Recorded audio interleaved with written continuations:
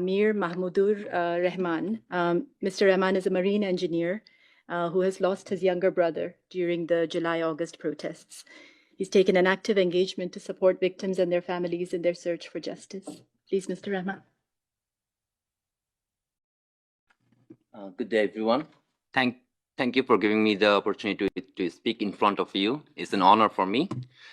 And I introduce myself as a proud citizen of Bangladesh, a beautiful and peace-loving nation, known to many as the country of Nobel Peace Prize winner, Professor Dr. Muhammad Yunus. So, however, it is also the country where the tragic July-August uprising took place. And the reasons are already before you. I'm marine engineer Mir Mahmudur Rahman Dipto, a member of one of the victim families. My younger brother, Mir Mahfuzur Rahman Mugdho, was shot in the forehead during the uprising. He was unarmed and harmless, helping the injured reach hospitals, distributing water and food, serving humanity, as he always did. But this time, he was shot dead on the spot. This is how humanity dies. His death made headlines worldwide because we refused to stay silent, unlike many who had to. Out of fear, some couldn't even mourn to bury their loved ones. Ordinary people suffered. Rickshaw pullers who acted as ambulances were shot. Peaceful protesters silenced.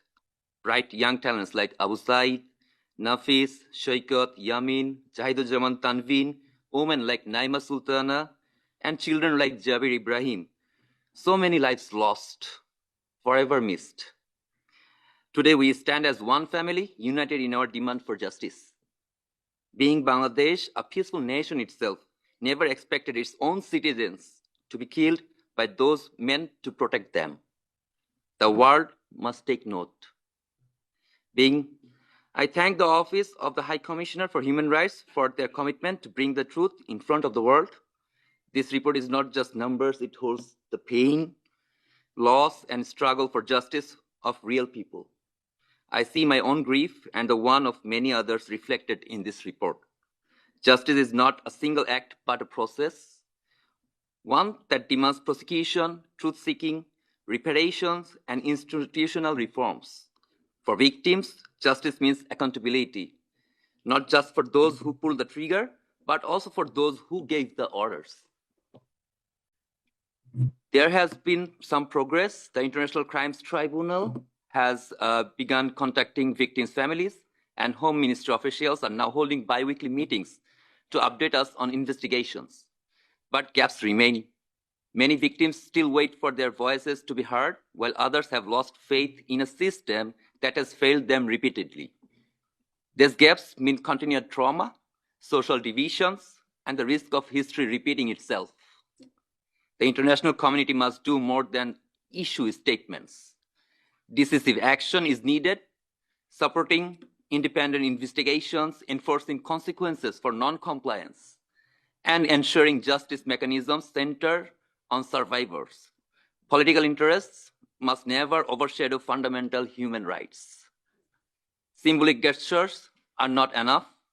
Governments must strengthen domestic justice systems. International bodies must enforce accountability, and civil society must push for lasting change. From this tragedy, a new slogan has emerged in Bangladesh, that is Abu Said Mugdho Shesh Hoy Nai Juddho, which means Abu Said Mugdho, the fight isn't finished yet. We don't stop when we are tired, we stop when we are done. We need your help, the world's help, to rebuild, reform, and achieve justice. Will you stand with us? My younger brother believed that no one would fire at students. He told me, we have the history of 1952, 1969.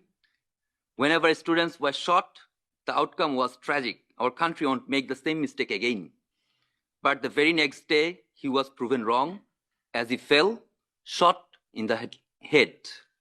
Accountability is not just about addressing past crimes. It is about shaping a future where such violent acts are never tolerated again. If we fail to act, we send a message that impunity is acceptable. But if we commit to justice, we reaffirm the dignity of the victims and ensure history doesn't repeat itself anywhere in the world. Thank you.